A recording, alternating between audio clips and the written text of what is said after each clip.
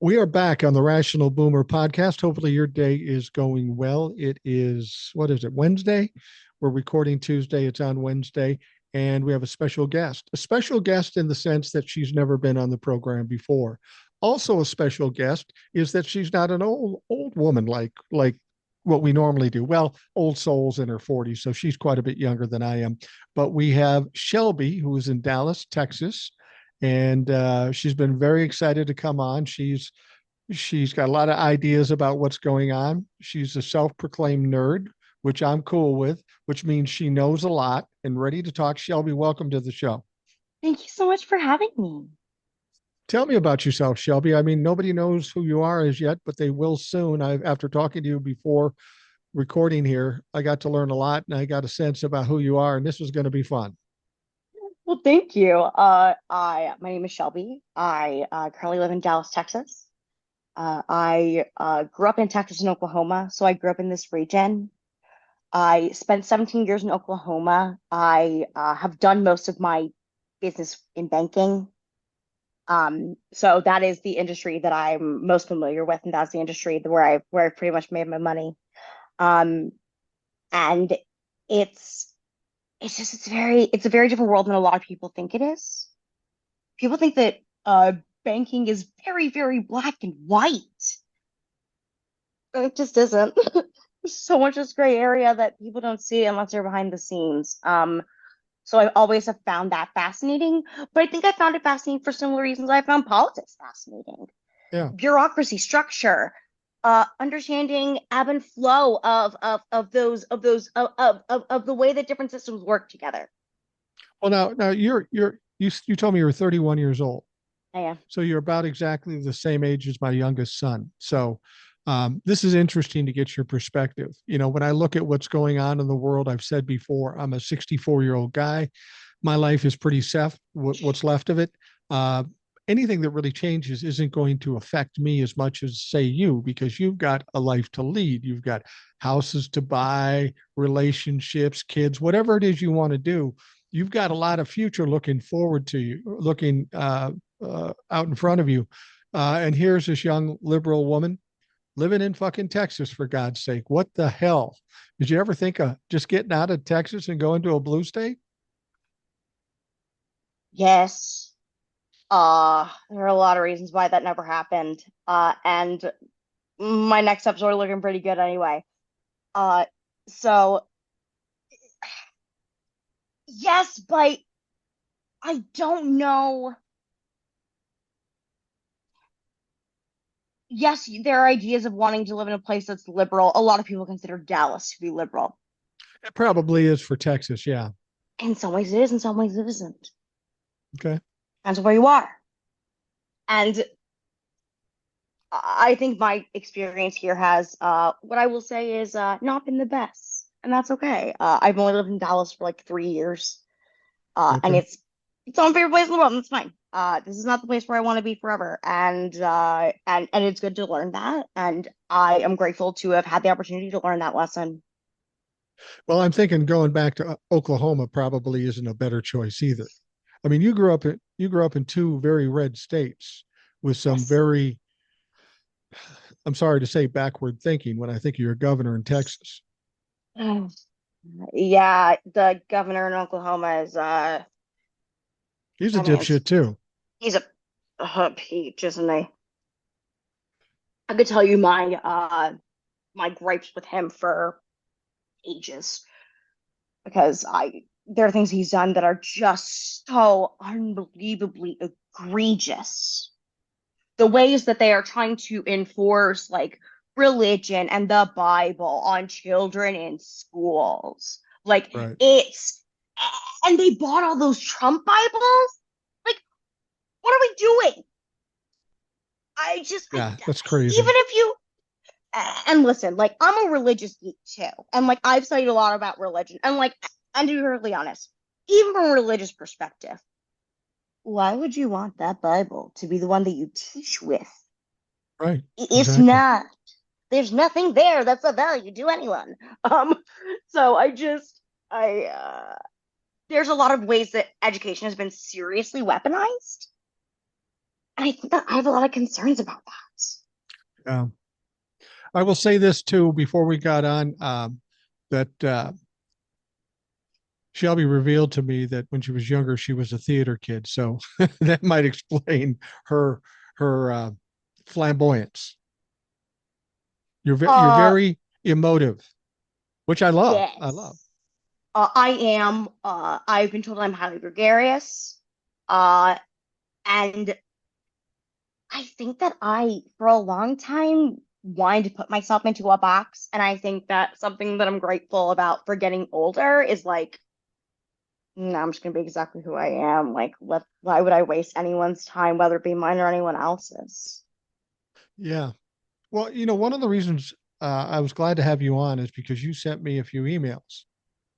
These were more tomes than emails because they were pretty extensive. So you have a lot on your mind about what's going on, and naturally you should because you're a young woman going into the future with fucking uncertainty with the likes of Donald Trump being president. What are some of the things that are concerning you most right now? Well, dear listener, what Mike doesn't realize is that the tone of an email that he got from me was me dictating into my phone like a mad woman at 3 in the morning and then going back through and editing for grammar. I This get is it. what he does not realize is this is literally just me like going right off the top of my head and like talking about what's really on my mind. Um, God, there's a lot on my mind. I, I think one interesting place to start might be I have kind of gotten back down into this rabbit hole today as I've been talking about coming to talk to you. Yeah. I've started to go down the rabbit holes, particularly of Spiro Agnew. Well before you were born. So you That is go, correct. I'm going to ask the old guy what he knows about it. Here's the deal, and here's why I asked. My mother is from Baltimore and is only a year younger than you. So Right. I know her perspective on that. And for me, it's like, in my mind, I'm like, what would it have been like to witness that? To actually know, because a lot of people don't actually remember. They remember Watergate. They remember all that stuff. They remember that Gerald Ford became president. They remember that he's the only person that's become president that wasn't actually elected. But they don't remember why. Why he wasn't elected? Why Gerald Ford is the only person to become president that wasn't elected.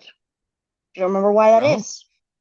well, and that of course is because what you're getting to, Spiro Agnew was the vice president, and he got in a little trouble, a little financial trouble, a little grifting, and he ended up having to resign, I believe. He went to court, he went to trial. He pled nolle contendere, something we had never heard about back then. You have to understand, though, Shelby, back then we had three networks and a newspaper that we read.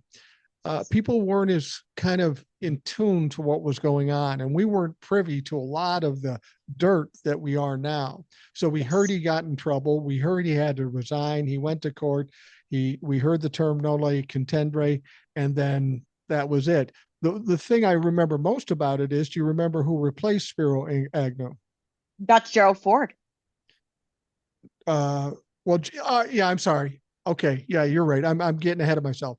Gerald Ford became the vice president. He was appointed vice president. That's Then correct. Nixon resigned and he That is became the correct. president. Do you know who became the vice president when Gerald Ford became president? Just saw that before we got on here, and I believe the man's last name is Rockefeller. That's right, Nelson Rockefeller. And you know why I remember that? Because when he Why? became vice president, he did a tour all over the country. And I was working for this high school station. And when I saw it come across the wire, I said, I want to meet this motherfucker. I wasn't Republican or Democrat. I didn't care about politics. I just thought it'd be cool to meet the vice president. So I had to send my stuff into the Secret Service. I'm Uh-huh. 17, so I cleared. What could they find on a 17-year-old? I Yeah. probably wouldn't clear now, but but so I had a chance to go up and meet Nelson Rockefeller, who was one of the richest families in the country at the time, and then vice president. But you're right about Spiro Agnew. It was a lot of what happened there we never found out about because that's how the media played things before. We never knew JF Kennedy was a fucking dog. We didn't know half the stuff that Nixon did.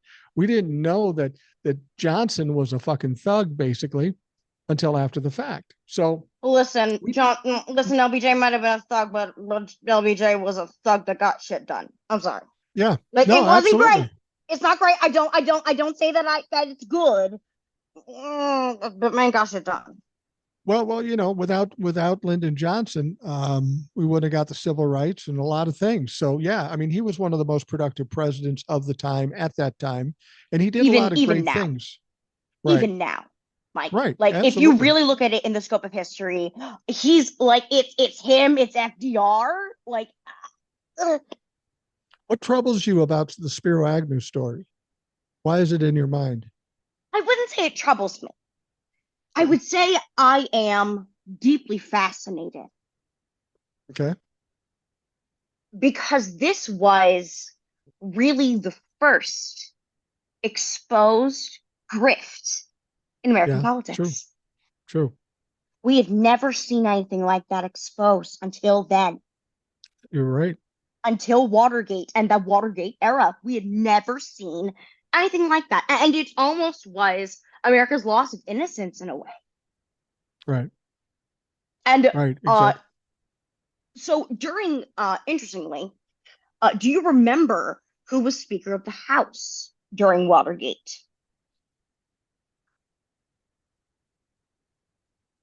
The only Speaker of the House I can remember, you got to remember when I was in my teens and in my 20s, I didn't give a shit about politics. I didn't classify myself as anything. So the only Speaker of the House I remember, and I think it was around the Reagan era, was Tip O'Neill. But I don't Okay. know who the Speaker of the House was back then.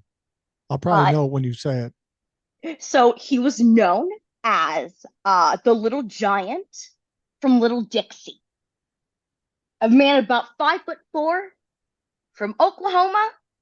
His name was Carl Albert. Carl Albert. Albert. Carl Albert, who is Wow, still I don't to know that this name. he's still to this day the most powerful Oklahoman that has ever been in American politics. He's Really? the highest ranking Oklahoman ever in American politics. Is Carl Albert. He's dead now, I'm guessing. That is correct. He died in, I think I just saw that. He died in 2000, I Interesting. believe. When you talk about a little Speaker of the House, a little scrawny Speaker of the House, I think of Mike Johnson. Let Sorry, I me didn't face mean to mirror. He looks make you like a little. retch there. He looks like no. It was a laugh. Uh, I he's he looks like a little squirrel. He's a little squirrel. He's a little squirrel. And there's I think if you dug deep enough on him, you might find some surprising shit. Well, not surprising to me, but surprising to My some. my things have come out of his mouth are bad enough. Yeah, that's true. I'm That's true. sorry. Let me ask you this. Obviously, you didn't want Donald Trump to win. November 5th, I'm out here talking to people saying, Kamala's got this, man. Kamala has got this. All the facts, all the data suggests that she's got it. He's the worst candidate in history. She's got the most excitement behind her. She got $1 billion in 90 days. It's a no brainer. She's going to win. I know. When you woke up on November 6th and you realized that Donald Trump won, what was your feeling at that point as a young woman? I'll never forget it as long as I live. I was tired that night as I was watching election results. I went to bed about 9 because I was exhausted. Got up at 2 in the morning and I had this weird feeling. And then I looked at my phone and I saw what was happening. And immediately, I called my partner and I said, Trump won the election. And he was just like, oh my God. And like we just like sat there, like, and we just I was just like, I don't even know how to respond to this. Yeah. And I know immediately I was gripped with fear and despair. But But the thing is that when I woke up and I tell this story, went to bed later and it wasn't looking great, but I thought in the end it'll all work itself out. Mhm. And my wife, who's a sweet woman, she got up before I did. I'm still asleep. And all she did is she come into the bathroom or into the bedroom and she says, "He fucking won. You promised me." Oh, Oh, fuck. oh, I go, "You got to be kidding me." I was more than anything, I was taken aback. I was surprised by this. This made no logical sense. And then I never got sad about it. I got pissed off. And then I kind of chuckled to myself because I thought after November 5th, I was going to have to pull back on all the shit I was doing. And I thought, well, I got 4 more years of making fun of this dumb motherfucker. So I got that yeah. going for me. Like content. Like the content is there. The content is real. The content Yeah. makes itself. Yeah. It, no, I was disappointed. See what you think about this. I'm guessing you're a Democrat, right? You're a I am, registered yes. Democrat. Okay. Yes. I'm not a registered Democrat. I'm not a registered Republican. I just believe in truth, facts, and justice and what's right for the people. And the people of Absolutely. this country are about due for getting something back as opposed to the elite and the rich.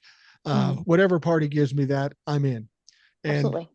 Democrats come closer to that, but they need some work too. So I'm kind of Yes. bouncing between them. Um, I forgot what the fuck I was going to ask you. Anyway, Yes, if I was registered Democrat specifically. yeah, yeah. That's what I was going to ask. I personally was angry and I was disappointed in the Democrats because I think they had an opportunity here and they kind of stepped on their dick. With the fewer Democrats getting out to vote or voting for Kamala Harris than what we saw in 2020, that made no sense to me either because I figured there'd be more people voting this time than there was in 2020. About the same amount of Republicans voted for Donald Trump, but less voted for Kamala Harris. That pissed me off. I can give you a little, can I give you a little bit of a backdrop to that? Absolutely. Couple different points. One of them being it was during COVID True. in 2020. And Donald Trump told his supporters not to support mail in ballots and not to support absentee ballots, right? Right. Because of COVID, there were new laws to where more people had access to the ability to vote. That makes sense. My partner said it to me, and once he said it, I was like, why is nobody talking about this? There were more people that had access to vote because of those restrictions, because we were doing social distancing, because of COVID, that people do not remember. They do not remember why we were able to have the voter turnout we were able to have because of voting laws. People do not remember what actually matters in what we attempt to call a democratic republic. Well, It is the votes. the thing is memory. That's a good point. And there's a lot of reasons why I think Kamala lost. I think racism for one. I think sexism for another. I think what's going on in the Middle East, everybody wants to make the little protest. I can't imagine a woman or a black woman or genocide Joe. All those things I think came into play. But I honestly believe too, in addition to that, it was the memory coming out of Donald Trump's administration in the middle of COVID. People remembered very well the kind of things and the kind of ignorance that Donald Trump portrayed. Over the 4 years under Joe Biden, they forgot how bad it was. They forgot that he accomplished nothing. They forgot that he embarrassed this country. And it's hard for me to say that because we're talking about fucking adults. You should know better than this. But I think memory had something to do with it. They're going to have to get spanked again before they remember. And Donald Trump is a master at this. He creates a scandal. Everybody's upset. Then he gets a bigger scandal. And we forget about the first scandal. This That's is right. all smoke and mirrors with Donald Trump and the Republicans. Yes, it is. It is a house of cards. Yeah. It always was. And if we really look at it, Spiro Agnew set the stage for Donald Trump to be possible. I think you're probably right. Yeah. Because I read this and I really do believe it that it was that they were the people that really set the stage for the new right. That is what set the stage. Was him and his aggression and his I will not resign, I will not resign, and the Pharaoh women screaming Yeah. because of their obsession with him. Yeah. I mean, I mean, almost Beatlemania level. Like it's not. What do you think that is? I mean, as a young woman, you're not caught up into this cult of personality. That's Yeah. clearly what it is because Yes. all the, everything is pretty out there. His crimes, his convictions, his his assaults on women, the stupid things he says, the crazy things he says. There was a time in politics when somebody said one of the things that Donald Trump said or did the Access Hollywood thing, that would be the end of a career. That's In my correct. youth, you Yes. couldn't go on. I tell the story about Gary Hart. He was a candidate, and a picture came out of him sitting on a dock with a bimbo on his leg, and he was done just like that. His whole career was done. But Donald Trump can do all these things, and you think this is going to be the thing that ends it, and it doesn't. But it's Is it not is it the just way we think today? but it's not just him, right? Like let's Right. look at the people he's nominated to be part of his cabinet. How many of them have committed sexual assaults? A A lot of lot. them. A lot. So it's not just him now. Like uh, it was it's really interesting because I am a subscriber to the Bulwark Plus. They're a wonderful group of people. They're a basically a group of never Trumpers who came together and created an independent media conglomerate, and they're amazing. And there's a newsletter that I love and I read every day from Jonathan Van Last, who is incredible. And today he said it. Essentially, the only way that we can have norms is if we all agree upon them. Right. Norms are agreed upon. And something that he continues to say, and he said on in different places, is what this period of time in our history has taught us is that all guardrails are just people. Right. Well, you bring up a good point with regards to the norms. For decades and decades, there have been these norms, and norms aren't laws, they aren't rules, they're just common courtesy or decency. And presidents always knew that if you go outside those norms, that could mean trouble. Then Donald Trump comes in, rocks right over the norms, and what happens? Nothing. So nobody's got norms anymore. They get pissed at Joe Biden for pardoning his son, which I think is ridiculous. But fuck you. You set the rules. The rules are there ain't no rules. So it's interesting you say that.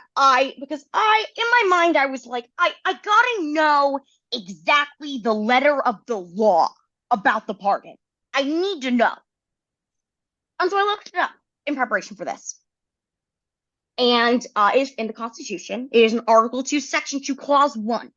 That clause essentially talks about how the president is the commander in chief of the military. And the end of the clause says this, and I quote, and he shall have power to grant reprieves and pardons for offenses against the United States, except in cases of impeachment. Right. Right. There is no law against him pardoning his son. It's just I don't know, a norm that you wouldn't do that. But people, what people don't understand, this is what bothers me about Democrats. They're the ones bitching about Joe Biden lying or being a hypocrite and pardoning his son. But you have to look at this a little deeper than the end of your nose. When he said he wasn't going to pardon Hunter Biden, that's when he assumed Kamala Harris was going to win. But then when Donald Trump won, Donald Trump came out and said, we're going to be going after the Biden family. Now, he could have just pardoned him for the crimes that he committed, but then sure as hell, whoever he had running the DOJ would be going after Hunter for some more bullshit. They may not Yes. ever convict him of it, but they'll make his life hell for the 4 years. So Joe Biden Yes. said, fuck yourself. He doing what he did by pardoning Hunter Biden is the same thing he did when he gave Ukraine long-range missiles and said, go ahead, shoot them in Russia. Get it Same done. thing. Yeah. He's trying to cover his ass before he's out of there. So I think that when we think about Joe Biden, we need to remember a few things about him. Because I also looked up stuff about Joe Biden in preparation for this as well. Because I was like, I need to make sure I'm like read up on all my facts here. Let's start with how he came into his career in politics. 6 weeks after he wins the election for Delaware senator, at the age of 29 years old, six Right. weeks after, his wife and his baby are killed in a car accident. And his two His sons are hurt sons, badly. that's right. Uh, Bo had like a broken leg, and Hunter had brain damage and a cracked skull. He was less than 3 years old when that happened, Mike. Yeah. Yeah. Like, so he had brain damage when he was tiny. So that doesn't help. No, it doesn't help. And that's how Joe Biden came into politics, right? Right. And then in 2015, his son dies from Right. cancer. That man never owed us anything. If he had walked away after the death of his wife and daughter, no one would have blamed him for a second. Well, And and yet, the thing too is he wasn't going to run for president in 2016 because, in spite of the fact that his son told him he should. it's that's actually a mixed bag, from what I understand. Okay, you Um, probably know better than I do. Essentially, from what I partially from what I understand, there were rumblings inside where Joe was kind of shoved aside at the time. Well, as was Bernie. I mean, I think Hillary Clinton stuck Oh, her nose in there and I said, "Hey, it's my turn. Fuck you all. I'm running," which was a mistake. mean, yes. Uh, I want to say Hillary Clinton is an incredibly intelligent woman. Oh yeah, And no I have question. a great deal of respect for her. Uh, but I also, so when I was in college, I studied personality theory for a long time, and that's really what I specialized in when I was in college was personality theory. Particularly a system called the Enneagram, which is a motivation-based system.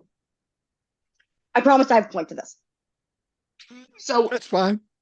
I'll go real quick. So essentially, like, there's a system, and there's a particular personality type that both uh Hillary Clinton has, and so actually my partner. Um, and the type is called type one. The types are 1 through 9. A type one is rooted in justice and is rooted in seeking perfection in all things and Right. seeking to make things better, improve things. We do not live in a world in which the people who are actually really good at doing the job are elected. It's a popularity contest. It always was. And now it's even worse because of the way the propaganda has been changed. And even now the inclusion of AI. Well, that's the thing. Um, and I know people take this. Well, they don't take it wrong. They may take offense to this when I say this, but when you take somebody who's the smartest person or knows the most stuff or is most successful, unfortunately, the level of intellect in this country isn't as high as we'd like to think it is. Fairly lowbrow fucking ideologies out there. And I've said that with the TV news. It's not news the way I knew news when I was a young man with Walter Cronkite, Huntley, and Brinkley, and all that stuff. It's all basically tabloid stuff. Yes. People are lowbrow. It is a popularity contest, and it's fucking crazy to find out what's popular. And Donald Trump is popular because he's loud and boisterous and says he's going to help the people that have been oppressed, meaning the white people that haven't been able to make a living. So they feel oppressed, and now they see him as a champion. And that's what it takes to win. And that's maybe something the Democrats have to learn going into 2028. You can I disagree with me. I think that I was literally, it's really funny. I was actually talking to my partner about this before I got on here and before I went to bed. Um, my partner's from Switzerland, And so that's why he went to bed at the early time because it's a different time, 7 hours ahead. Anyway, Gotcha. um, Gotcha. so we were talking about this, and he said to me outright, the next probably 15 to 30 years in America, 15, 20, 30 years in American history are going to be very interesting. And it will also be very telling for the structure of the world order and also like America's capacity for change. And what direction do we wish to go in? And we have to remember also, do we have concerns about authoritarianism because of Donald Trump in America? Absolutely, we have concerns about that. But this is also a global issue. There's a global movement toward authoritarianism, towards strong men. It's not just us. Everyone that stood for democracy and stood for the rule of law all over the world got unseated. It's the way the world order is going right now. It is a pendulum. It goes Yeah. back and forth. And we are swinging toward authoritarianism again. And we are getting out of an age in which democracy is the most important thing, which candidly America just isn't. With the structure of the electoral college, I do not understand how it will be possible for us to call ourselves a democracy. Because democracy means the decision is made by the people. Right. Aren't you, And don't you feel a little better when you see, I've always said the power should be with the people, but we gave that away when we became apathetic for decades. But don't you get some sense of hope when you see like MSNBC losing half their audience or Walmart taking it in the ass for the DEI thing? I mean, that's how people can get the power back. That's the only way, is through the pocketbook and by popular opinion, because politicians do react to popular opinion. If there is a blowback for something else, they tend to change their minds because they want votes. not just the votes, it's because it's where the money is. Right, right, And we have exactly. and we have to remember that like when it comes to public outcry, sometimes it doesn't matter if the lobbying groups are giving you enough money. Right. One of my favorite people in politics for quite a while is Sheldon Whitehouse. I love He's a Sheldon senator. Whitehouse. Oh, he's my favorite. Like, Smart guy. uh, not only that, but the way that he has legitimately gone on a crusade against dark money is I cannot even express how stunning and glorious and incredible it is to watch him say, like, I'm gonna follow the numbers. Again, for a banker, for one who spent 7.5 years in banking, that speaks to my heart. Let's follow the money. Where's the money going? Because that's gonna tell us a lot more of the story. And I know this legitimately from living it in banking. The numbers always tell a story. You're patient enough to listen. Just off topic, just a second. What kind of job do you have in banking? So I was a teller for a long time, but I also did a lot of other different things when I was a teller. So like while I was a teller, I was in charge of audit for like entire bank branches as a part-time employee. Well, Like, the reason and I reason I ran a vault too. asked, because being an old guy, I've had occasion to sit across from a banker to ask for a loan, and I Yeah. have never run across anybody like you at a bank. They're Well, usually no. one-dimensional, very pasty-faced, and no sense of humor. So you must be a relief to a lot of folks who come into the bank and talk to you. Oh God. It depends on the person because it depends on a lot of things. I'm not everyone's favorite flavor. I'm very much okay with that. Neither am I. Neither am Um, I. I have no problem with that. and I think what I really got out of banking is the woman that trained me, who is absolutely amazing. She made very clear to us that you don't know what's happened to that person before they walked in your door. Right. You must be kind. And even with like our elderly customers, she would say, "You might be the only person I talk to today." Be kind.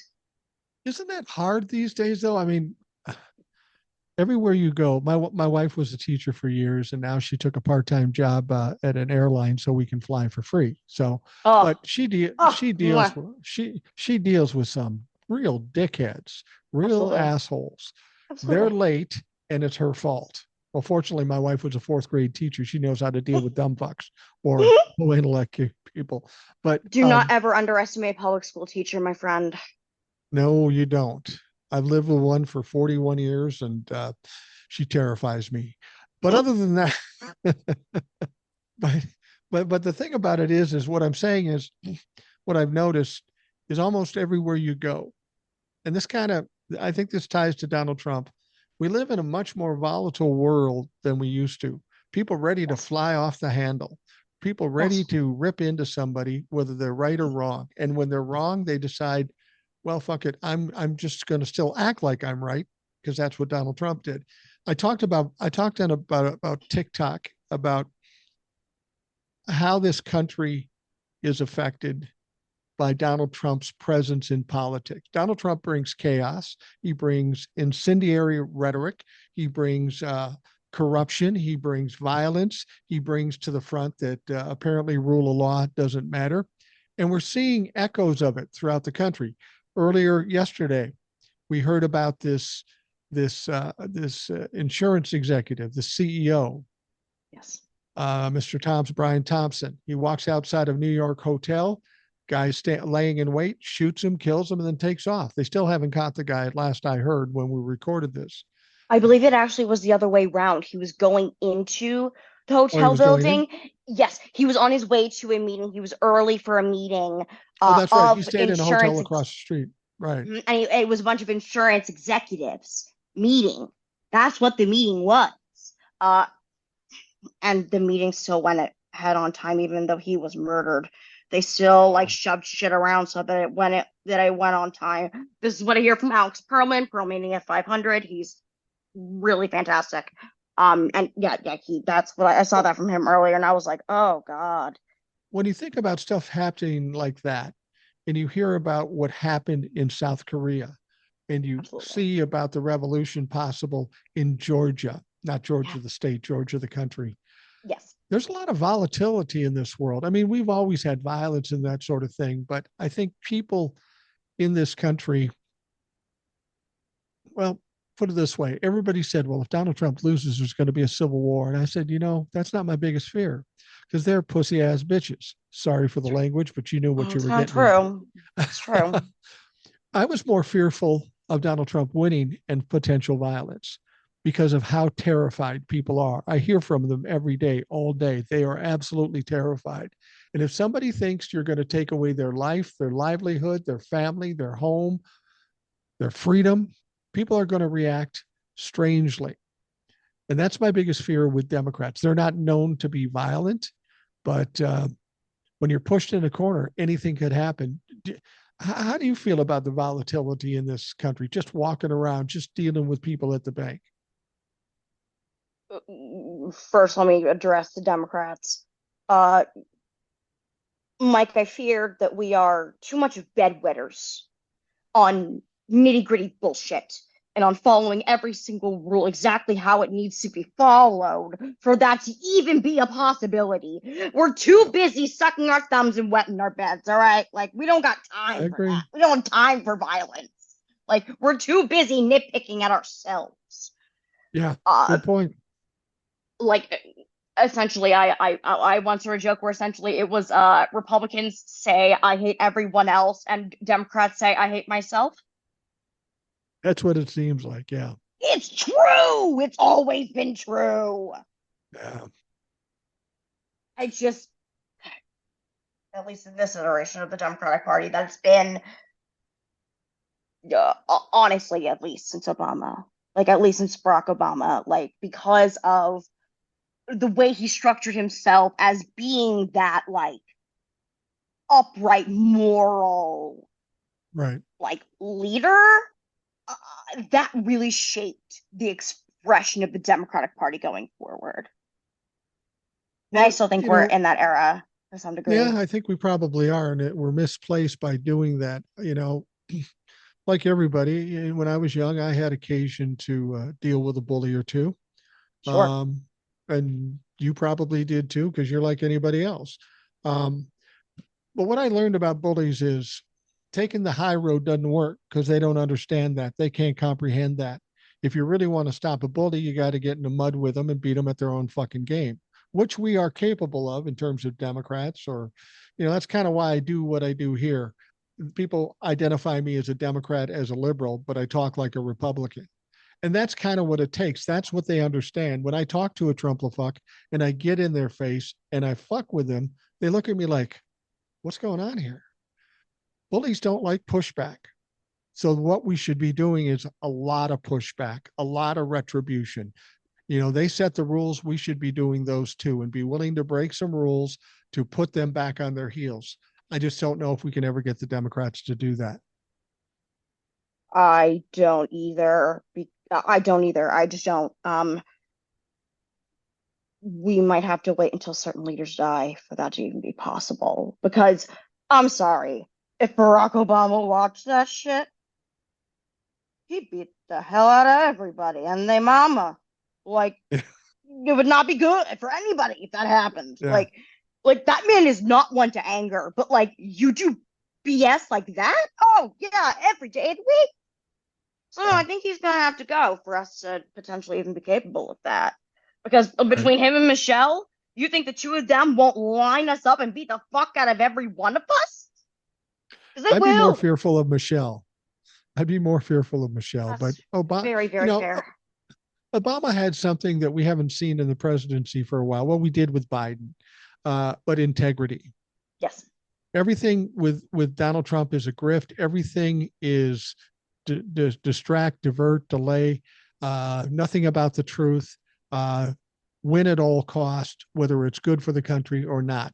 And to people that are normal, that do have some integrity, that is disconcerting. That's troubling.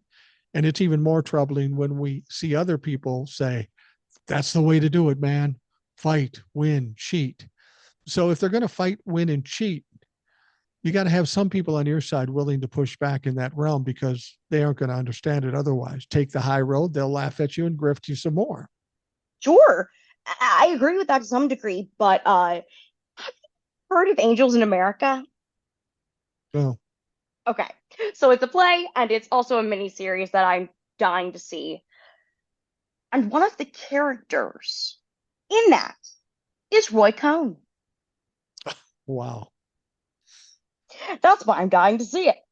Uh, and Nathan Lane has played Roy Cohn quite a bit. And there are Okay. clips of him essentially like, I believe the line he says is, could you shut up? I'm too busy dying. Yeah. Yeah. Uh, it's just, yeah, like it just brilliant. Like I, I would love to see that. And I think we have to remember what made this, what made the grift. Yeah. Once again, Spiro Agnew created the permission structure for him to be possible. Because it's all about permission structure, isn't it? Even when it comes to fascism. It's funny, as a Jewish woman, I never would have imagined that one of my best friends would be a German man, but here we are in this life. Um, and he's one of my best friends, and I remember like as stuff was going down, he was just like, Shelby, how do they not see it? Like, It's true. how do they not see it? And he was just like, Shelby, I don't understand. And I was like, baby, join the club.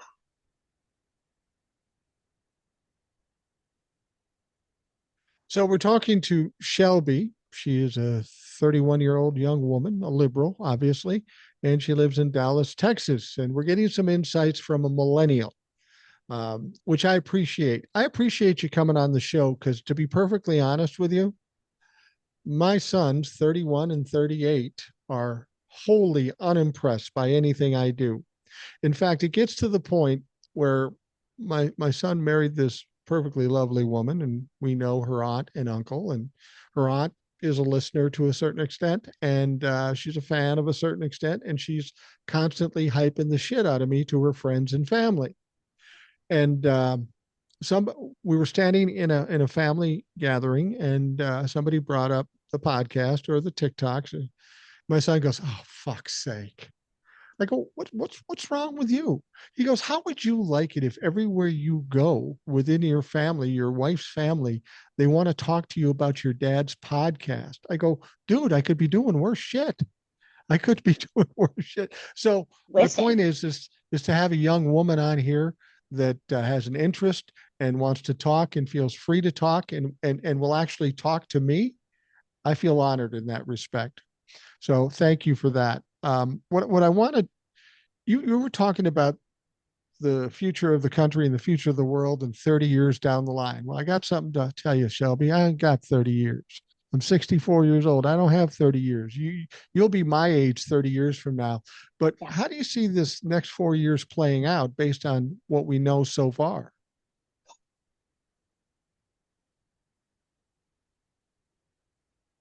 I'll be honest with you. With everything that I have seen, I do not know that I am capable of imagining what is possible. I just know that I'm capable of it. I Let me just ask you like, this. Yeah, let me ask you this though. You don't strike me as somebody who would say this, and there are people that say this. Oh, the, the sky's falling, the end is near. We might as well fucking give up. I don't get the impression that's how you think. overall, no. But I will say this about this election. I had truly boundless eternal optimism before this election. Yeah. Um,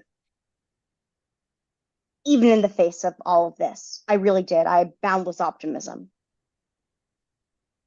And there's a way in which it's like seeing someone you love and being like, did I ever know you? Yeah. Did I ever know you? Yeah. I think that for me, like ultimately, the biggest experience that I'm having is grief. Like mourning my understanding and experience of the country that I believed in and loved. Like mourning the loss of what I see as I really believed that we could do anything we wanted if we tried hard enough and we worked together. I really believed that. But maybe that goes both ways. Well, let me suggest this to you. People are in a lot of gloom and doom and grief and such. And as much as Democrats want to believe everything that Donald Trump says, which I don't understand because he's a pathological liar, he says a lot of shit and never does half or three-fourths of the shit because at the core, he's stupid. And I don't mean that to say mean. I mean, literally, the man is not very bright. You can tell that by the way he talks, and he's largely incompetent. And those people he wants to put in his cabinet are just as incompetent in those particular areas. Here's my thought. We go into this 4 year thing, and it's not going to be great, and there will be some bad things. I just don't think it's as bad as everybody imagines it's going to be because the Democrats will be able to do the same thing the Republicans did, obstruct fucking everything. They don't have that big a margin in the House. You got the filibuster, and there's going to be constant failures in this. And if we keep up the narrative and keep exposing it, much like the Republicans did to the Democrats, except ours will be real failures as opposed to made up shit, I don't think it's going to be as bad as some people think. I think a lot of people think the world is doomed, the country is doomed. And I don't think that. I think there's always an angle, always an option. I think that I'm experiencing my own grief while also at the same time being like, I can experience my own private grief and deal with that on my own and deal with that in my own way. But like in a collective sense, I don't know that what us making any guesstimates really matters. I think that the better conversation is how do we make sure that we arm ourselves with the best information possible, with the best people to work together with, so that we can protect those that are vulnerable. Absolutely. How do we do that, though? I mean, as a young woman in Dallas, Texas, I mean, I know what I'm going to do. I'm going to be here talking some shit. And if I'm on the street and see somebody marginalizing somebody, you can trust that I'm going to step up and say something. But, um, and they'll say, "You're an old man. You're not very tough." I said, "Yeah, but I got a son that's 6'3" and 240. So fucking bring it, bitch." My But my it, partner, my partner's 6'7" and about just shy of like 300 pounds. So I have the big, tall, scary man privilege, and it's the best. I totally it is understand. nice. It is nice. It's The best. amazing how that helps down the road. But in terms of protecting these marginalized folks, how do you see the average person being able to do that? It's got to be simple. It's got to be simple things because most people don't have the time or the wherewithal to do something, but we should all be doing something. I think that first of all, you need to figure out what you can give, Yeah. whether it be time, whether it be money, whatever it is. You need to figure out what you have the capacity for and what you're able to give of yourself. I think that Right. that's the starting point. And then I think from there, you say, like, what is a place that is near and dear to my heart? And where can I find people that are working on that in my community? Right. Because I Absolutely. cannot change the world. I can change someone else's world. Yeah. Maybe if we try hard enough. Well, yeah, and I think you make a good point there. And I think a lot of people get caught up and overwhelmed with all the problems in front of them. And I've always Yes, said, instead of worrying about all the problems, take one, focus on that, conquer that, and then go to the next one. You aren't going to be able to fix everything all at once, but you can fix something. So that's what you should do. yeah, and I said to you in my emails that I'm seeking to be a library information sciences professional. Right. Uh, so uh, I'll tell you why. Because I believe that there need to be people that stand guard for truth. Yeah. Because there are provable things. There is objective truth. And we need people to stand in the stopgap so that people actually know what happened in our time. Right. And because I look at the way that history is told in the past, and we talk about how history is written by the victors. Yeah. Maybe that's because there weren't people to stand in the stopgap to make sure their stories were told. Yeah, and I think one of I've said this before. I think one of the biggest problems we have in this country is people all over this country are woefully misinformed. They Yes, hear stories, they trust those stories. And I think one of the reasons we're so divided in this country is because of the media, because depending on where you get your information, you're going to get different stories or different slants on those stories. So when I absolutely. talk to a Trumplefuck and say, "Hey, how about this?" And they go, "I hadn't heard about that." He's not lying to me. He hadn't heard about it because the source he's getting. That's right. That's one thing that's got to be fixed in this country. We've got to have one source where everybody goes and just trusts the information. And there aren't very many sources like that right now, certainly not in mainstream media. I don't know that that's possible, and I don't know that we want it that way either. I think Really? we need a cluster of trusted news sources, but we need different sources because we don't want to hear everything from just one place. Because think about it. Think about just practically in terms of coverage. It's impractical to do it that way. If you really want to make sure that you've actually gotten to the heart of the story, you have to look more than one place. I'll give you a very specific example of actually something that I wrote down for this that I'll Okay, actually bring up because I saw a absolutely. particular article as I was preparing, and I found it very interesting, so I did a little bit of research on this. And it was talking about specifically Trump's margin of victory, and Right, I saw from NPR that he had dropped below 50% of the right, popular vote. right, And I was like, what?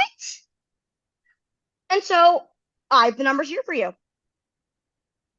From NPR, Donald Trump 49.9%, Kamala Harris 48.3%. The Associated Press 49.9% to 48.4%. Cook Political, 49.79% to 48.32%. And the BBC, 49.9% to 48.3%. We need more than one source because when we're looking at data, we need to make sure that we have enough of a sample size. Right. And a lot of one news station is never going to have the infrastructure to be able to accomplish that. That's true. It's never going to be We able to. also, well, one of the things we're missing too, over and above the media sources or the information sources, is we've got to get more people in this country to be capable of critical thinking. Yes. Because a lot of these people, a lot of the Republican side of the people, they wait for to hear the things that they want to hear, and then they justify that as fact because it's what they want to hear. And that's what Donald Trump has been so adept at, saying the things that people want to hear, because everything's based on fear with everything they do. The black man, the LGBTQ folks, they're taking advantage of us. Don't, you will not replace us, all that sort of shit, you know? I people have always talked about forgiving uh, student loans. And I think that's a wise idea because we're setting up the millennials to not be able to afford houses or cars or anything. And the fucking economy is going to be shot. And all us old people who have houses aren't going to be getting as much money for our houses if nobody can qualify for the fucking thing. It's pretty simple. That is Um, correct. yeah, yeah, it absolutely is. But I've said, this country typically responds to crises or crises like hurricanes and fires, and they pour money onto it to fix it. Based on what we saw in this election and what we've heard from people on the right, I think we have an epidemic, and this may sound flip, but I mean this. We have an epidemic of stupid in this country. We have an epidemic of undereducated people. Kristen was on the show, and she said the average reading level of people in this country is sixth grade. That means half of those fuckers are lower than sixth grade. That's ridiculous. That should not happen in a country like America. I believe it was your episode that you did with Will a while back where you talked about the literacy rate in America. Yeah. Where, Mike, when I tell you it stopped me dead in my tracks, I was like, I don't understand. I immediately, so my partner was born in Brazil and then he moved to Switzerland at the age of 4. Mm-hmm. So I looked up, I was like, okay, I gotta get a little bit of a smattering here to kind of get a gauge. So I looked up the literacy rate in America, and as you said on that episode, it is 79%. What's that mean when you say literacy rate is 79%? These are people that are able I to read. okay, so 79% of the people are literate. Yes, that is correct. So 21% of the country are illiterate. That is correct. Fucking crazy. That's unacceptable. That should not happen in this country. And it's largely due to what's going on with our public education and people's attitudes about public education or any education for that matter. Mike, I'm gonna make it worse. How's that? So, I live in Switzerland's literacy rate, and theirs is 99%, and that makes perfect sense. Yeah. Um, Mike, then I looked up Brazil's. Brazil is considered a third world country, right? Yeah. Mike, they have a literacy rate of 94%. Yeah. And this was one of those moments where my beloved partner's words rang in my ears that America is a third world country in a Gucci belt. Well, yeah, there's that old clip of somebody asking Jeff Daniels what makes this the greatest country in the world, and he said it's not. It isn't. And it wasn't That just a is TV show. It's that's the not the newsroom. greatest country in the world. It really isn't. Yeah, That's it's Aaron really not Sorkin's the writing. greatest country. Oh, Yeah. believe me, I would know Aaron Sorkin's writing anywhere. His writing is so beautiful. There is a music to it that I just don't think that anyone else quite compares to. Right. No one quite measures up. Uh, Listen, I'm obsessed with The West Wing and have been since I was ridiculously young. Like, to the point that I had them all downloaded on my computer. I was sitting in my government class in high school, and like my government teacher is teaching. She gets a glance at my screen. She's like, "Oh, that's a great episode," because she sees that I'm watching The West Wing, and then continues to teach. Like ridiculous. So there's a way in which I've been in love with this man's writing for a very long time. Uh, and I there's particularly a moment in have you seen the pilot episode of The West Wing? Probably not. I didn't watch The West Wing that much, but go ahead. Oh, Mike, I believe it is the best pilot ever made. Really? Ever made. I have never in my life seen a show that had a first episode like that. I mean, it's unbelievable. And there's so many different storylines, and it's fabulous. There's one storyline where the deputy chief of staff goes on a television show where he's like discussing with people across the aisle. And essentially, basically the woman talks about, that isn't the God I pray to. That's not the God I pray to. And the deputy chief of staff says, lady, the God you pray to is too busy being indicted for tax fraud. And there Yeah. becomes a big situation through the episode. And then the end of the episode comes where basically this man's gonna have to swallow his pride and apologize to these people for the sake of the administration. Right. And then there's a comment made about New York liberals and New York elites. And the guy who's trying to apologize, who has been told to apologize, is trying to make things good. And then the guy who is the communications director puts his hand over him and he says, he's talking about us, Josh. He's talking about Jews. Wow. And she's like, I never said that. And it essentially ends with the president of the United States walking in and essentially like looking at the guy who's supposedly leading the meeting. He's like, this is bullshit. Get rid of this story. Move on. Get out of my White House. And then later in the episode, the guy who made the comment was the last one in the Oval Office, and the president looks at him and says, "Don't ever do that again." And he So says, what "Yes, you're sir." saying is, so what you're saying is we need Martin Sheen as president. I mean, I wasn't gonna say that with my out loud voice, but yes, yes. Or at Or least Aaron honestly, Sorkin. or at least could Aaron Sorkin write our storyline because he'd write a better one than this because this is not working for us. Yeah, this one is not. And it does say, you elect a reality TV game show host and we end up in a reality show. And that was one of the worst things I've seen. I mean, I watched some reality TV, not the normal ones, but that's been kind of a downfall in this country. That's been kind of the lowering of the bar in this country. Some of the things that people watch on TV, and then of course the news media follows in suit and they lower the bar.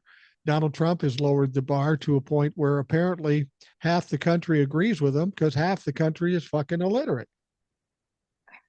Okay, but like, have you seen some of the British reality television shows? No, Some of them are bad. bad. They're So like, just know other places have that issue too, and their people are sometimes not quite as dumb as ours. Really. That's I mean, listen, like I made a joke with my partner and with his sibling, that essentially like Brazilians are crazy, Americans are stupid. Yep. I would agree with you. They are. There's a vast amount of dumb people in this country, and they Yes, proved it on November 5th. yes, they did. Yes. So, as a 31-year-old woman making her way, trying to establish a career, trying to get someplace. Are you do you see a route for you to do that, or do you feel like you're going to be stymied for 4 years and just have to wait it out? Oh, friend, I don't have to wait that out. I'm leaving. Because when I experienced this election, I realized why am I not living the life I actually want to live? That's true. Where are you And leaving to? Switzerland to be with my love. Really? I've already applied, like literally the Swiss embassy in Atlanta has my passport. Like we're that part of the process. So like uh we're making our way. Let me ask you this: are you leaving more because of Trump or because of your the love of your life, or 50-50? Trump is like a little sprinkling of dust, but like the soul of it is my soul longs to be with him. Like I am made to love this man. Like I did not know what home was until my lips touched his for the first time. I did not know what it meant. And in that moment, everything that everyone had ever said about what home should be became true and real, and I felt it and I knew it, and I knew what peace meant. You know what I just That's what felt? I long for. You know what I just felt? Not to make light of what you just said. I now feel what it's like to be in a Hallmark movie. Thank you for that. Seriously, like I say to him all the time, like you're a little girl and you hear about all these fairy tales, and then you get older and you don't believe that they're possible. Right. And I'm here to tell you that every one of those fairy tales looks dumb in comparison to the love that I have and the life that I'm going to build. Well, I'm glad to hear that you're leaving more for love and for happiness than you are for fear and sadness. A lot of people want to leave this country because they're afraid and sad. And I tell people, if you want to be here, if this is where you want to be, you got to fight. But in your situation, it's a very opportune time to uh, take that option. Um, I think it was just a what wake are you up going to be? call. Yeah. Did this election push you a little harder into making that decision? Because that's a big decision. If you've got family here and you're going to go across the ocean to another continent, that's a big decision to make, especially for a young woman. The decision was already made. It was only about timing. That's all it ever was. It was never a question of whether I would leave. It was only always a question of when.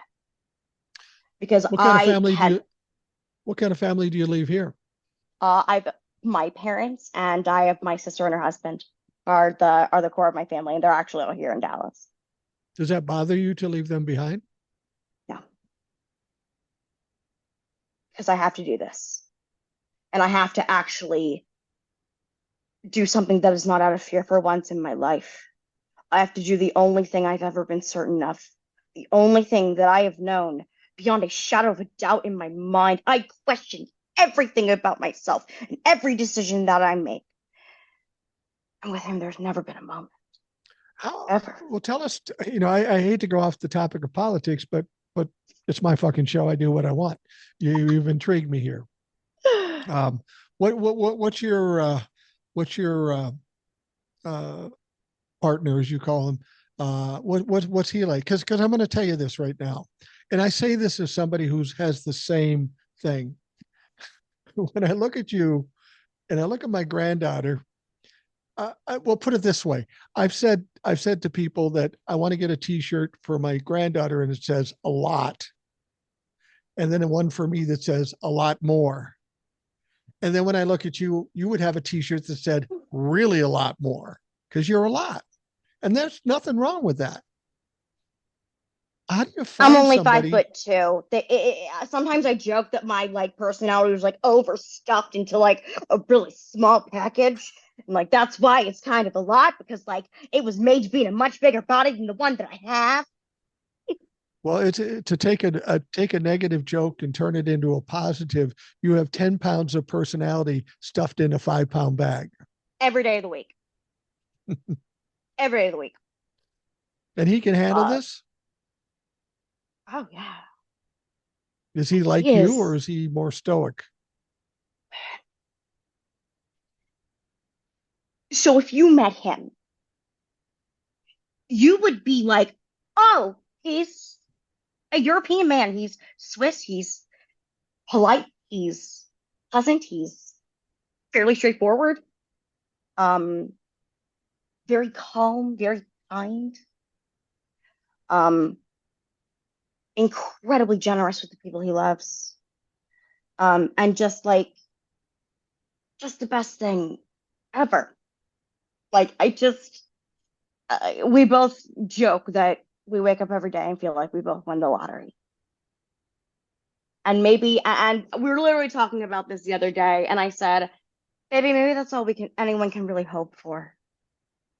Is joking and having the argument of which one of you is the best and saying you're the best. No, you're the best until you die. Maybe that's just the best you can hope for in this life. Well, I can tell you after being married 41 years, you have good times and you have bad times, you have difficult times. But after 41 years going through a lot of difficult times, the fortunate thing I can say is that I'm at a stage with my wife, and hopefully she is with me, that we don't hang out with, we go see friends now and again, but mostly it's just us. And we can still have fun going out together without a bunch of people and just enjoy hanging out, doing similar things. And if you can nail something like that down, it makes life so much easier down the road. Mike, I swear to God, you could throw he and I into a round room with nothing, and we'd sit on the floor and we'd laugh and we'd talk for hours. Like, we're best friends. That Like, helps. That helps a yeah, lot. it does. And a lot of people, like, I'm not gonna lie, there are people that are married, and I'm like, do y'all even like each other? Like, blink twice if you need help. Ugh. Let me ask you this. What's your partner's perception of what's going on here in the United States? I mean, you're here, so he's got to have some concerns about I mean, you're a young woman, you're a Jewish woman, you're in a red state. Uh, Yes. you're you're kind of a marked person in this country, at least right now, being a woman Yeah. and Jewish and in a red state. Um, what's his perception of the way things are going in the U.S. and how does he feel about you being here? I mean, I vividly remember when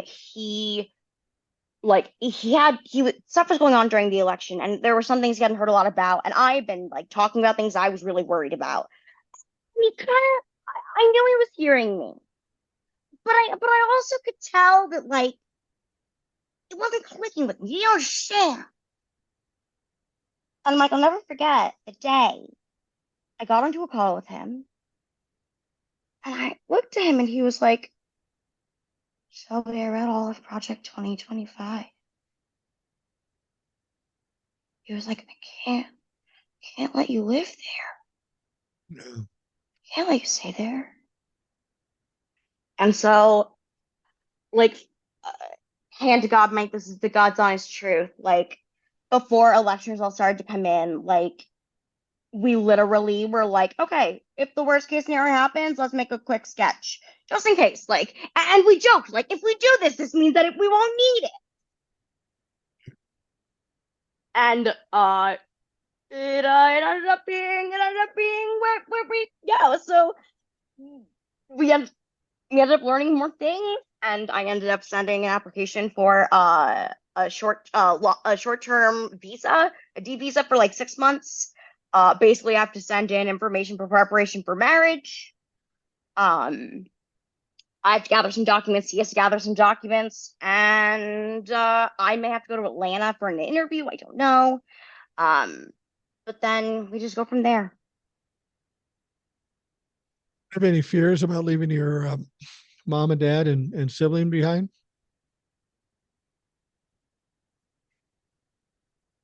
I I do and I don't. I don't wish to sound insensitive in any way, but there are ways in which the positions they're in are more comfortable than mine. Yeah. And there are concerns that I have that they would not have just by Yeah. nature of reality. Yeah. Well, there was a quote that I told somebody in my family. I heard this quote, and for the life of me, I can't remember. You probably will know it. But basically, the quote was, the family you build should have priority over the family you came from. And I think that's true. That would be true for me. I mean, I have brothers and I have sisters. Both my parents are gone. But my priority really is my wife, my two kids, and now my grandkids. Anything that came before that was part of my life. And you'd want to be helpful and protective there too. But Of what course. you got in front of you, your own family, is what you protect. Yes. And I'm Yes. sure And that's how I, your partner feels about it. yes. And that man is fiercely protective, but not in a way that's like weird, but like in a way of like, because listen, like a lot of people say protective, like, is that controlling? And I'm like, no, like, we joke that like we have like one rule for each other and that's it.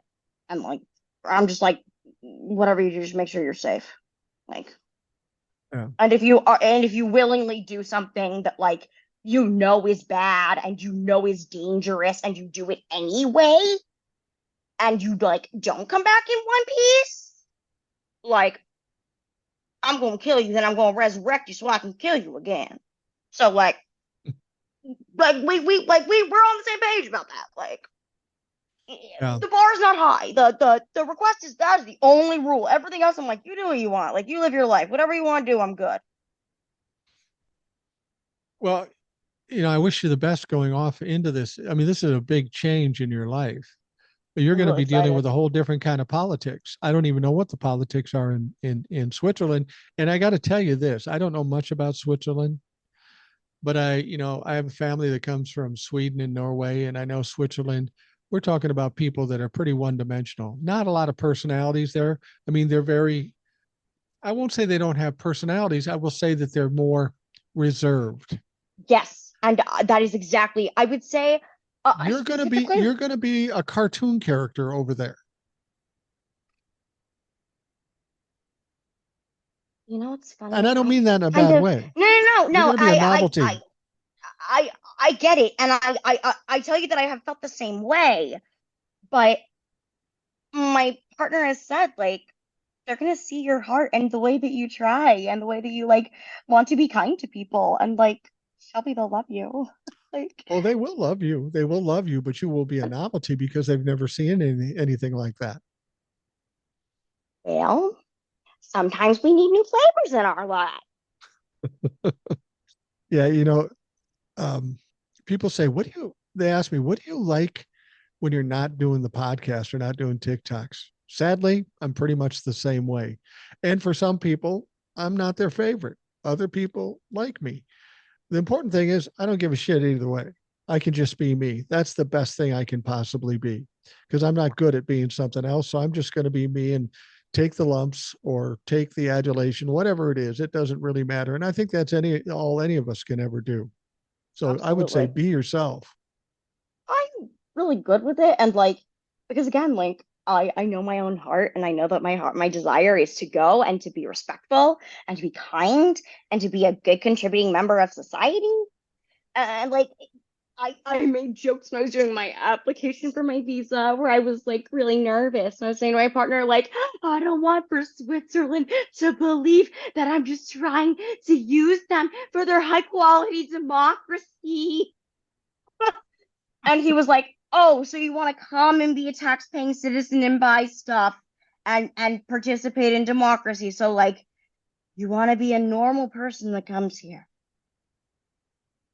I think that's all any of us want to be is be normal. That's the one thing that we've lived through. I tell people I was born in 1960, so I lived through the 60s, very turbulent Yes. time. But I didn't Yes. know any different than that because that's all I'd ever seen. And then when things Of calm course. down, I go, this is kind of nice. It's the 70s. I'm in my teens, drink a little beer, party a little bit. Everything's pretty cool. But this is, you're 31 years old. And since you've been about 20, you've been dealing with this bullshit that's going on. Do you even Donald remember Trump. when? Oh, I will never forget the night he was elected, ever in my life. Yeah. Because I was dating my college boyfriend at the time, and we were sitting, and I'll never forget it. Like we were at the dorms. I was at the University of Oklahoma at the time. We were sitting in the dorms of his building. We were sitting downstairs where there was like couches and there was a TV, and we were sitting and we were looking at it.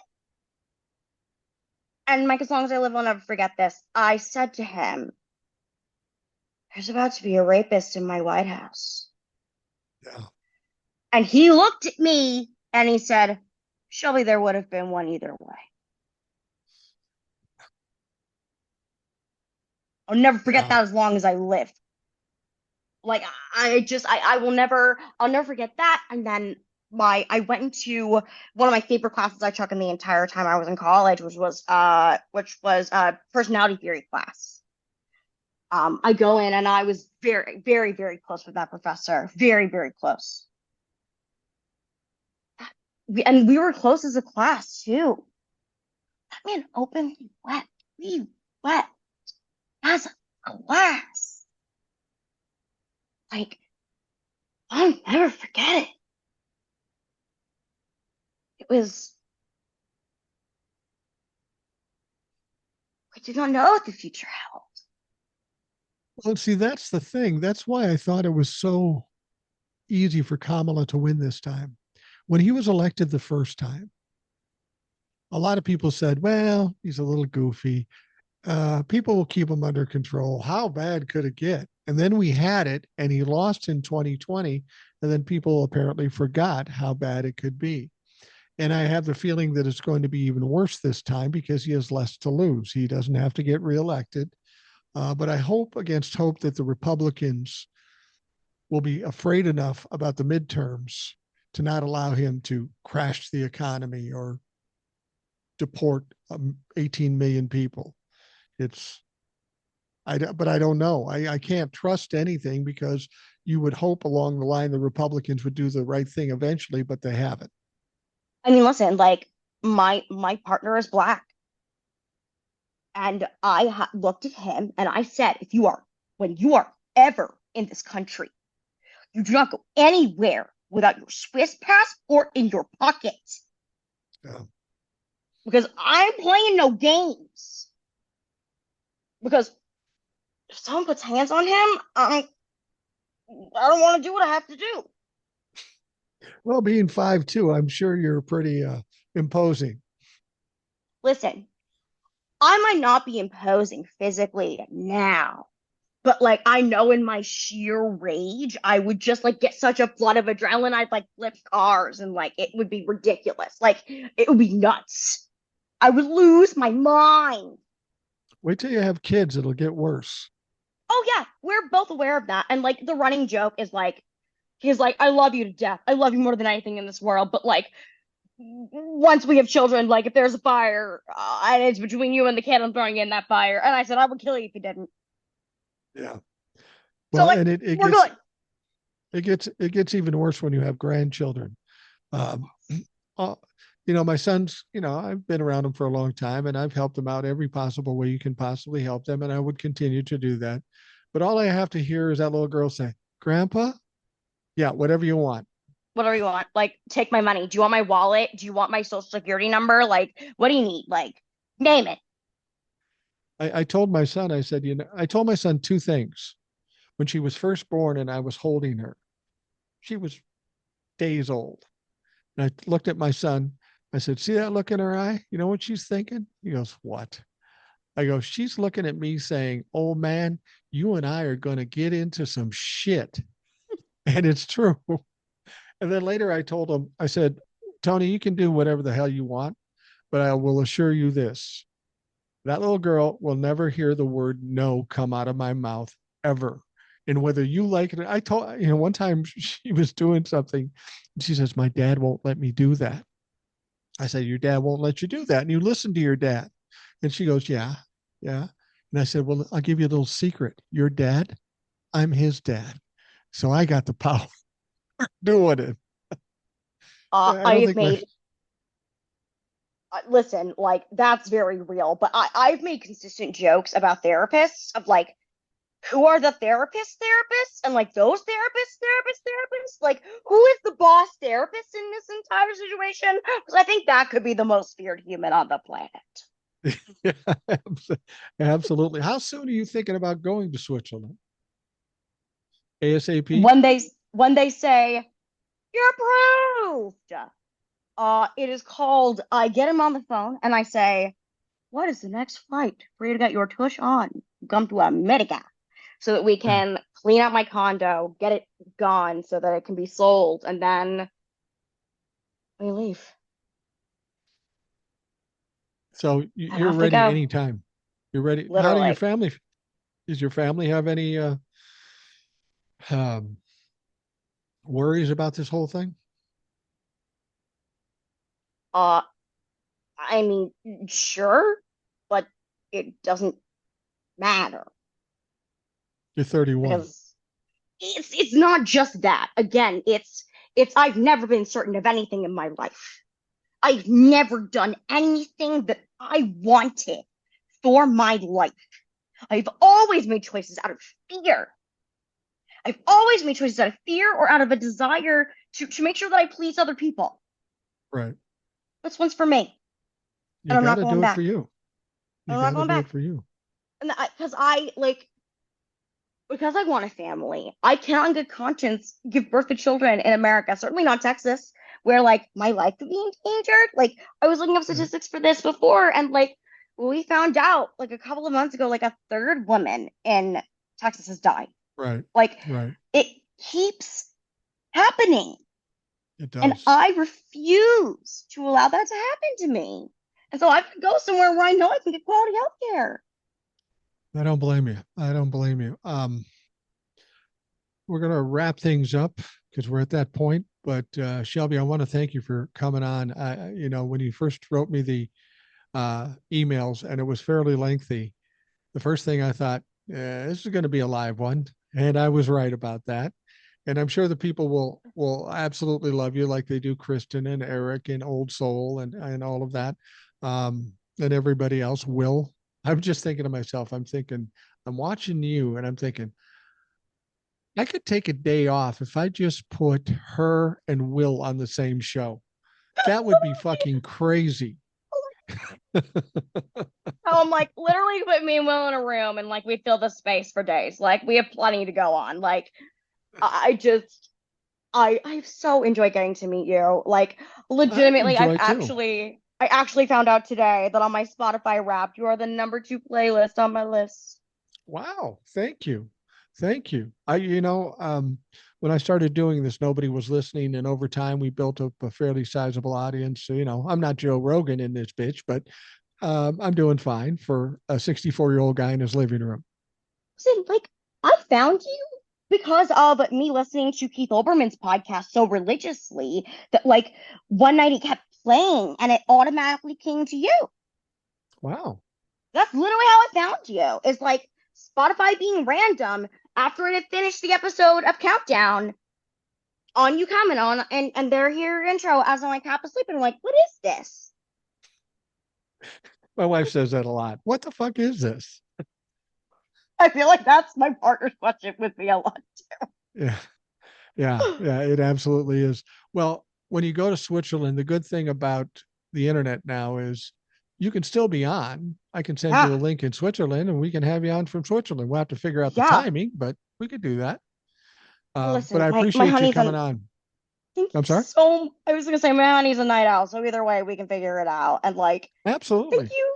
Thank you so much for having me. No, it was my pleasure. I enjoy having the guests and I enjoy having new guests because people get to discover other people, other personalities. And like I said before, the secret to this job, the dirty little secret I have is get people who are smarter than I am and put them on the show with me. And then I look like a fucking genius. So I don't have to work, which is good because I'm a lazy bastard. And I just have to kind of guide you along the course and you help inform and entertain us. And I appreciate you for doing that. Thank you. All right. Well, don't be a stranger too long. Anytime you want to feel like coming on, just send me an email and You we'll let work me it know out. if you let me know if you have a slot open where you're like, hey, can I get someone last minute? Like, throw me in any time. Like, you can throw me in a regular rotation. I'm good. I might do that if I need somebody at the last minute, but normally I don't go after people. Ask anybody who's on the show. They go, Mike, I'd like to come on. When do you have time? And if I got time that day, I'll put them on that day. If it's 2 days from now, I do that. So anytime you get any kind of inkling that you want something to talk about, and somehow something tells me you always have something to talk about. So don't hesitate. Just send me the email and I'll say, all right, I'll take the day off. Let's have Shelby on. Thank you so much. All right. Well, thank you very much. And for those of you listening, I want to thank you for taking the time to do that. Hope you have a great day, and we'll talk to you again tomorrow.